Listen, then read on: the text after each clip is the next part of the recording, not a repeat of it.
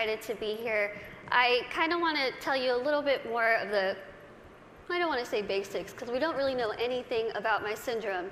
I was born with this very, very rare syndrome that only 2 other people in the world, including myself, that we know of, have. Basically, what this syndrome causes is that I cannot gain weight. Yes, it does sound as good as it is.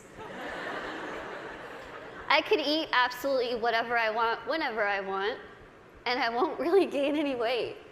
I'm going to be 25 in March, and I've never weighed over about 64 pounds my entire life.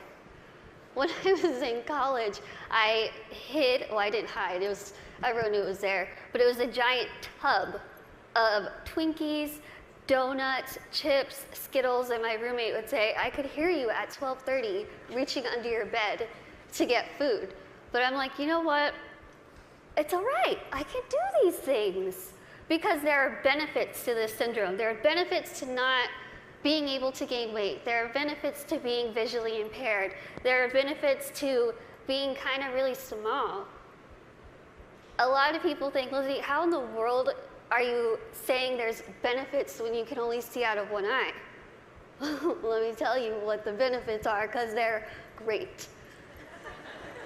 I wear contacts, half off contacts. When I wear my reading glasses, half off prescription. If somebody is annoying me, being rude, stand on my right side. It's like you're not even there. I don't even know you're standing there. Right now, if I stand like this, I have no clue that there's this whole side of the room. Also, being small, I am very willing to volunteer myself to go to Weight Watchers, go to some gym and say, hi, I'm Lizzie. I will be your poster child. Put my face on whatever you need and I will say, hi, I use this program. Look how well it worked. Even though there are really amazing things that have come from this syndrome, there are also things that have been very, very difficult, as you can imagine. Growing up, I was raised 150% normally. When I was my parents' first child, and when I was born, the doctors told my mom, your daughter has no amniotic fluid around her at all. So when I was born, it was a miracle that I came out screaming. The doctors told my parents, we just want to warn you, expect your daughter to never be able to talk, walk, crawl, think, or do anything by herself. Now, as first-time parents, you could think that my parents would say, oh no, why? Why are we getting our first child to have all these unknown problems? That's not what they did. The first thing they told the doctor was, we want to see her, and we are going to take her home and love her and raise her to the best of our abilities. And that's what they did. I credit pretty much everything that I've done in my life to my parents. My dad is here with me today, and my mom is at home watching. Hi, Mom. She's recovering from a surgery, and she has been the glue that's held our family together and giving me the strength to see that she's going through so much, but she has this fighting spirit that she's instilled in me, that I have so proudly been able to stand in front of people and say, you know what, I've had a really difficult life, but that's okay. That's okay. Things have been scary, things have been tough. One of the biggest things that I had to deal with growing up was something that I'm pretty sure every single one of us in this room has dealt with before. Can you guess what that is?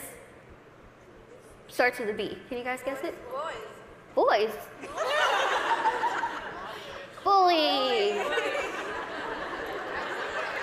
I know what y'all are thinking. I should have come, why couldn't I sit here with them? I had to deal with bullying a lot, but as I said, I was raised very normally. So when I started kindergarten, I had absolutely no idea that I looked different. No clue. I couldn't see that I looked different from other kids. I think of it kind of as a big slap of reality for a 5-year-old because I went into school first day decked out in Pocahontas gear. I was ready. I went in with my backpack that looked like a turtle shell because it was bigger than me, and I walked up to a little girl, I smiled at her. She looked up at me like I was a monster, like I was the scariest thing she'd ever seen in her life. My first reaction was, she is really rude. I am a fun kid and she's the one missing out, so I'll just go over here and play with blocks or boys. I thought the day was going to get better, and unfortunately it didn't. The day kind of got worse and worse, and a lot of people just wanted to have absolutely nothing to do with me, and I couldn't understand why. Why? What did I do? I didn't do anything to them. In my mind, I was still a really cool kid. So I had to go home and ask my parents, what's wrong with me? What did I do? Why don't they like me? And they sat me down and they said, Lizzie, the only thing that's different about you is that you're smaller than the other kids. You have this syndrome, but it's not going to define who you are. They said, go to school, pick your head up, smile, continue to be yourself, and people will see that you're just like them. And so that's what I did. I want you to think and ask yourself this in your head right now. What defines you? Who are you? Is it where you come from? Is it your background? Is it your friends? What is it? What defines who you are as a person? It's taken me a very long time to figure out what defines me. For so long, I thought what defined me was my outer appearance. I thought that my little tiny legs and my little arms and my little face was ugly. I thought it was disgusting. I hated when I would wake up in the morning and I was going to middle school and looking in the mirror, getting ready and thinking, can I just scrub this syndrome off? It would make my life so much easier if I could just scrub it off. I could look like the other kids. I wouldn't have to buy clothes that had Dora the Explorer on it. I wouldn't have to buy stuff that was bedazzled when I was trying to be like the cool kids.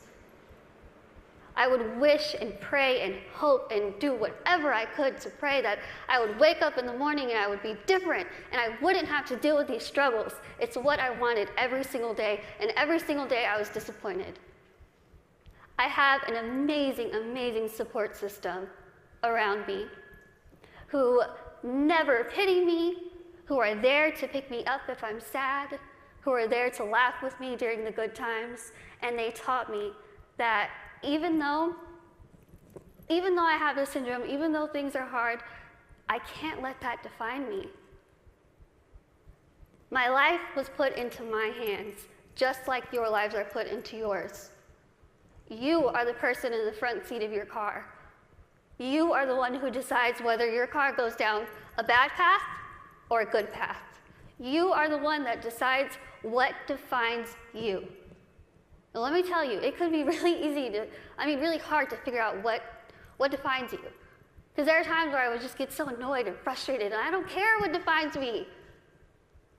When I was in high school, I found a video, unfortunately, that somebody posted of me, labeling me the world's ugliest woman. There were over 4 million views to this video, 8 seconds long, no sound, thousands of comments. People saying, Lizzie, please just do a world a favor, put a gun to your head and kill yourself.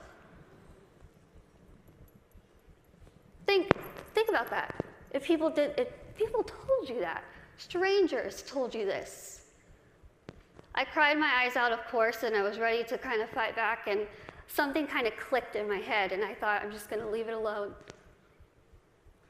I kind of started realizing that my life is in my hands. I could either choose to make this really good, or I can choose to make this really bad.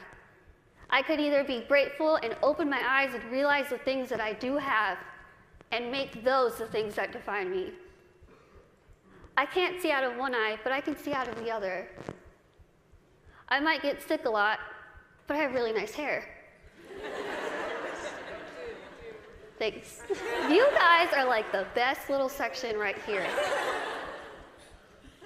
I lose my train of thought. Okay, where was I? Hair. Okay, thank you. Okay, so I could either choose to be happy or I could choose to kind of be upset with what I have and still kind of complain about it. But then I started realizing, am I going to let the people who called me a monster define me? Am I going to let the people who said kill it with fire define me? No. I'm going to let my goals and my success and my accomplishments be the things that define me, not my outer appearance, not the fact that I'm visually impaired, not the fact that I have this syndrome that nobody knows what it is. So I told myself I'm going to work my butt off and do whatever I could to make myself better, because in my mind, the best way that I could get back at all those people who made fun of me, who teased me, who called me ugly, who called me a monster, was to make myself better and to show them, you know what? Tell me those negative things, I'm going to turn them around and I'm going to use them as a ladder to climb up to my goals. That's what I did. I told myself I wanted to be a motivational speaker, I want to write a book, graduate college, have my own family, my own career. 8 years later, I'm standing in front of you, still doing motivational speaking. First thing, I accomplished it. I wanted to write a book. In a couple weeks, I will be submitting the manuscript for my third book.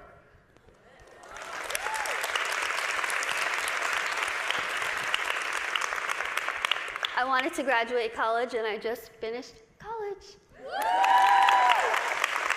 I'm getting a degree. I'm getting a degree in communication studies from Texas State University in San Marcos, and I have a minor in English.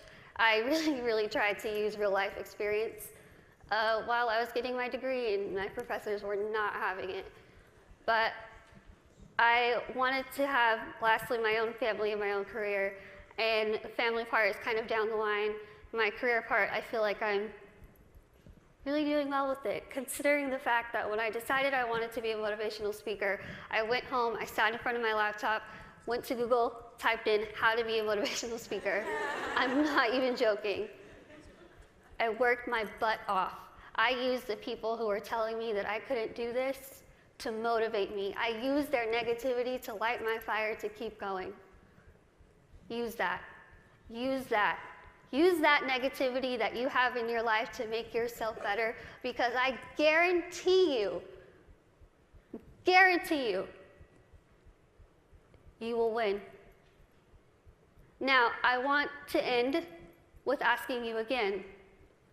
I want you to leave here and ask yourself what defines you. But remember, brave starts here. Thank you.